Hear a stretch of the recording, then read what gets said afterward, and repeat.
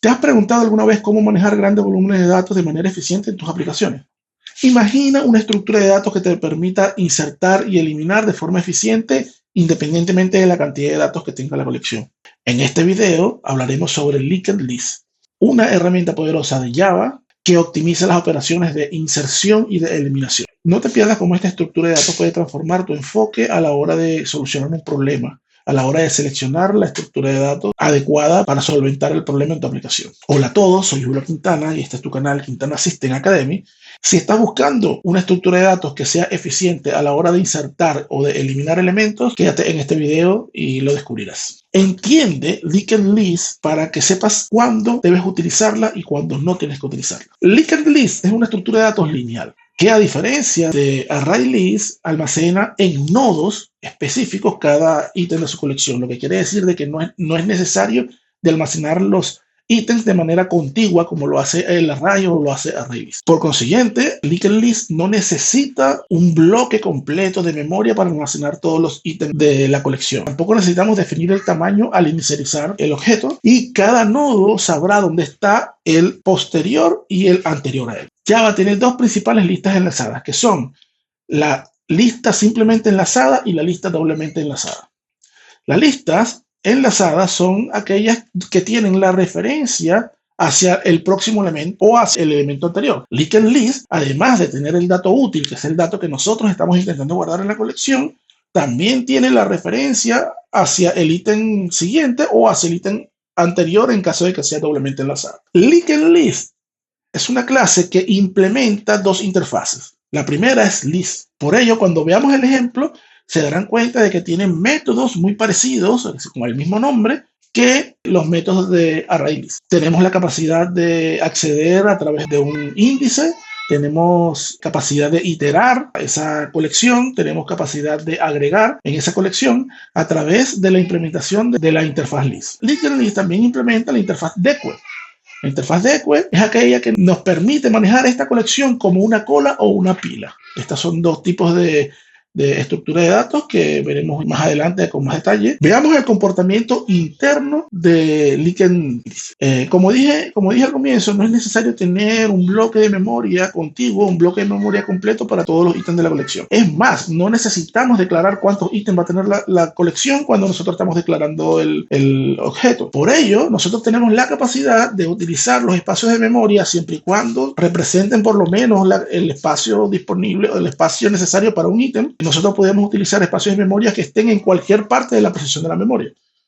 ¿Por qué? Porque ya la relación o la identificación de ese ítem en la colección no va a ser por la referencia dentro de la colección Linked List, es decir, no va a ser la posición dentro de la colección Linked List, sino que el ítem como tal ya no es solamente el valor útil o el valor que nosotros intentamos guardar, sino que también es la referencia hacia el ítem siguiente y hacia el ítem. Por ello, nosotros tenemos la capacidad de utilizar espacios de memoria que estén entre dos espacios de memoria ocupadas, siempre y cuando el tamaño de ese espacio de memoria disponible sea suficiente para almacenar un ítem de la colección. Nosotros pudiéramos utilizar estos fácilmente. Ahora, ¿cómo funciona Linked List? Cada ítem tiene una referencia, el número de la ubicación de dónde está el ítem en la posición inicial. Es decir, en este caso sería el 128, en este caso sería el 192, aquí sería el 256, aquí sería el 336. Ok, entonces, ¿cómo funciona? Cuando nosotros agregamos un ítem a esta colección, obviamente la referencia anterior, como es el primer ítem que se está agregando, que es el null, el valor útil sería el valor que nosotros estamos agregando, supongamos en este caso 12,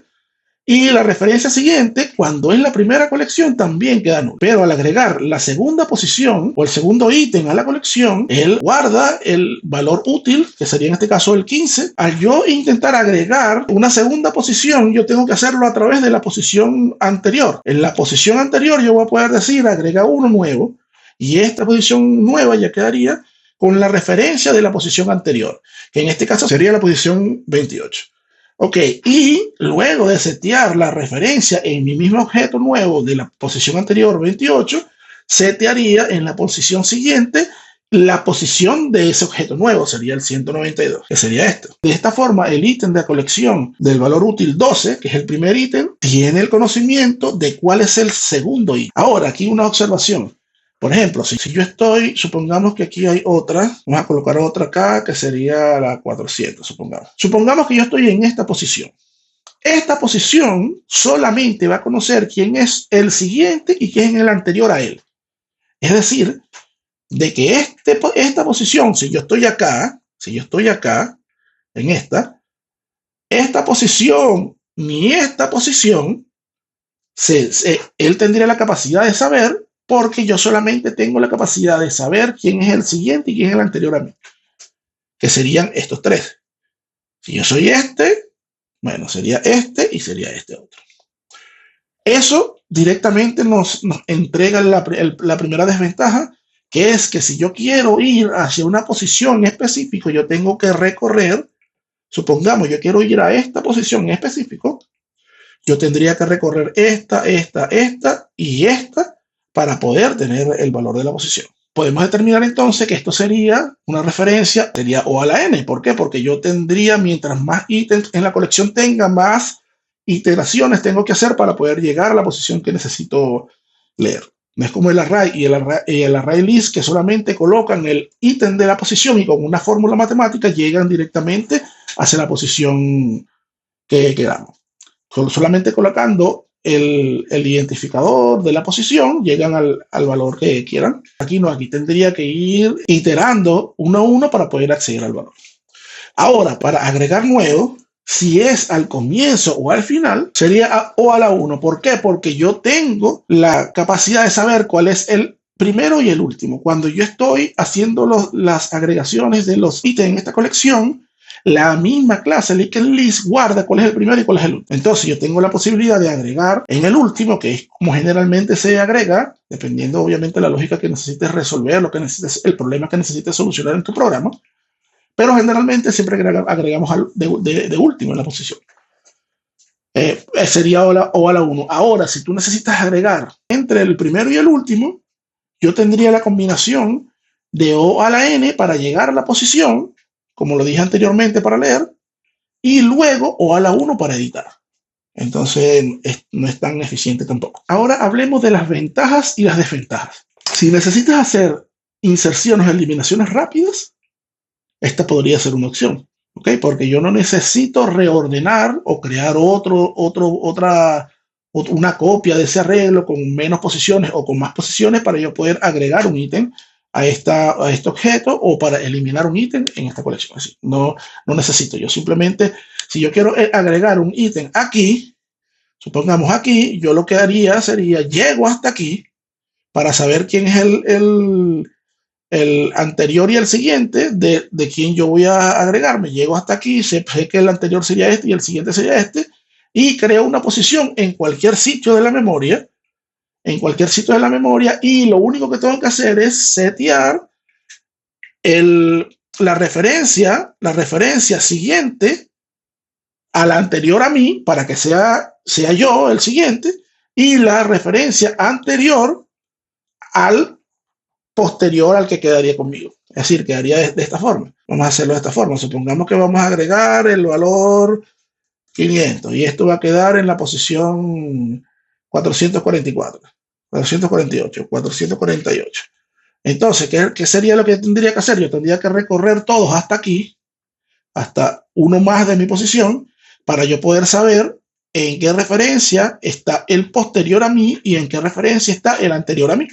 Y lo seteo acá. El anterior sería 256, el siguiente sería 336, que sería este que está acá, y en el posterior, al que va a quedar, obviamente posterior a mí, coloco mi referencia, 448, y en el ítem anterior a mí, coloco mi referencia en referencia siguiente, que sería 448. De esta forma, así yo lo haya puesto en esta posición, en cualquier posición, ya mi objeto queda que después de este, el siguiente sería el 448, y después de este, el siguiente sería el 336. Así sería el orden. Esta es una forma eficiente de hacer inserciones o eliminaciones. Si yo necesito eliminar un ítem, si yo quiero eliminar este ítem, yo simplemente lo que tengo que hacer es quitar la referencia, borrar el ítem de la memoria, y en el anterior a mí, en vez de que el siguiente sea yo, sería el siguiente que yo tenía. Sería 336. Y en ese posterior, que quedaría, en la referencia anterior, no sería yo, sino sería el 256. Si yo necesito iterar, si yo necesito acceder a un índice en específico, supongamos al 3, al 2 en este caso, o al 3, yo tendría que iterar. Yo tendría que ir por aquí, por aquí, por aquí. ¿Por qué? Porque yo no sé quién es el 3. Entonces, si necesitas recorrer las listas, obviamente esto no es una opción para solucionar ese problema. Y si se dan cuenta, en este objeto, este nodo, o cualquiera de los nodos, tiene 4 datos. Tiene la referencia en memoria, tiene el dato útil, tiene la referencia anterior y la referencia siguiente. En los arreglos y array list solamente había un dato. ¿Por qué? Porque la referencia se generaba a través de un cálculo que necesitaba solamente el tipo de dato, el tamaño de ese tipo de datos y la posición del arreglo. Y con esos dos datos yo hacía el cálculo. Ahora no, ahora yo tengo que ir al primero y al segundo y al tercero para entregar, supongamos, el valor de cualquiera de ellos, tendría que iterar. Entonces, bueno, es una desventaja tener 4 datos en vez de uno almacenado y por ende es más consumo de memoria. Es una mejor reutilización de la memoria porque no necesito tener un espacio contiguo como lo vimos acá. El primer espacio disponible que tenga donde pueda guardar una posición de esa colección, entonces simplemente la guardo. Ahora, veamos cómo funciona en la vida real. Aquí yo tengo una clase main con el método main para que se pueda ejecutar el programa. Y tengo la declaración de una variable que es de tipo linked list y lo que va a incluir ese linked list son strings. Y creo el objeto vacío. No estoy indicándole la cantidad de posiciones que va a tener eso. Cada inserción que yo haga va a ser O a la 1. Y es con el método add. Si se dan cuenta, es el mismo método que se utiliza en el array list.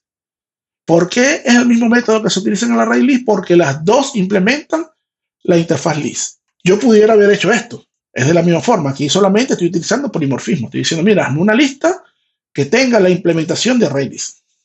Solamente estoy utilizando el polimorfismo en este caso. Pero para no complicar la cosa, vamos a dejar los dos tipos de datos en los dos extremos. En la declaración y en la asignación. Entonces, todo esto es O a la 1. Cuando yo seteo este y es el primero, como vimos acá, él va a dejar null la referencia anterior y dejar null la referencia siguiente. Cuando yo agrego el segundo, él actualiza la referencia siguiente de la anterior y se crea él sin una referencia siguiente, porque no hay más. Así, cuando tú agregues uno, en la referencia siguiente va a ser null. Y ese va a ser el indicativo de que es el final de la lista. Obviamente, nosotros tenemos métodos como por ejemplo getLast y getFirst. Lo que quiere decir es que yo tengo la capacidad, tengo un método disponible para yo acceder al primero o acceder al último. Y estos dos métodos, este método junto con este, también son O a la 1. También son O a la 1. Esto me va a entregar un valor. Bueno, aquí me está diciendo de que estoy accediendo a un valor, pero no se lo estoy asignando a ninguna variable. Si yo digo, entonces, aquí yo estoy accediendo a un valor, también sería O a la 1. Ahora, si yo necesito iterar, es un inconveniente, ya les muestro, supongamos acá, si yo hiciera esto, él va a imprimir todos los elementos, obviamente va a imprimir todos los elementos, pero cada vez que él acceda a esto, él va a recorrer todo en la colección hasta llegar a la posición index que estamos colocando acá. Obviamente no es óptimo esto. Esto es una mala práctica. Esto no lo tenemos que hacer. Si necesitas recorrer la colección, puedes utilizar el array list. Si lo ejecutamos, primero me dice la lista completa, que sería language. Todos los lenguajes es esta línea. Después elimino uno, remove first el primero, y vuelvo a imprimir la línea, la lista. Ahora me imprime Python y C, ya Java lo había eliminado.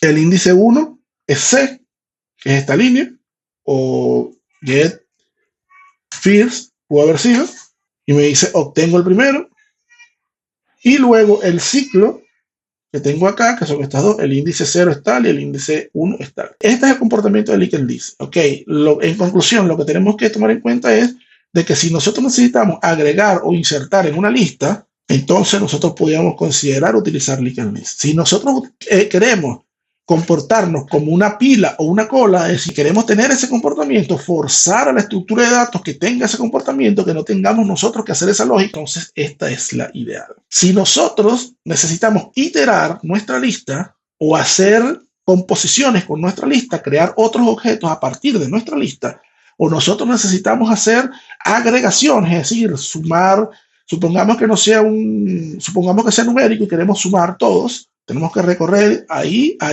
nosotros estaríamos utilizando la estructura de datos incorrecta. Deberíamos utilizar una donde el acceso al dato sea lo más rápido posible, como arrays. Realmente estoy completamente agradecido de hablar sobre estos temas, me apasiona mucho. Este tipo de temas de estructura de datos es información que muchos desarrolladores lo dan por visto, utilizan generalmente ArrayList, es una de las que son más comunes. Sin embargo, no conocen el comportamiento de las otras estructuras de datos y a veces he visto, en muchas oportunidades, he visto de que han hecho implementaciones completas de decenas de líneas para tener un comportamiento que lo resuelve otra estructura de datos. Entonces, la clave de conocer toda la estructura de datos, de saber el comportamiento y saber el costo de cada una de las operaciones de cada una estructura de datos, el conocer esto es lo que nos va a entregar la capacidad de nosotros decidir cuál vamos a seleccionar para solucionar el problema. Por mi parte, estoy encantado de hablar sobre este tema. Espero que les haya gustado. Si no se han suscrito, por favor, suscríbanse, denle en la campana para que les notifique cuando lleguen los otros videos. Recuerda que esto lo viste en tu canal Quintana System Academy, donde aprendes de programación. Soy Julio Quintana y hasta un próximo video. Hasta luego, chao.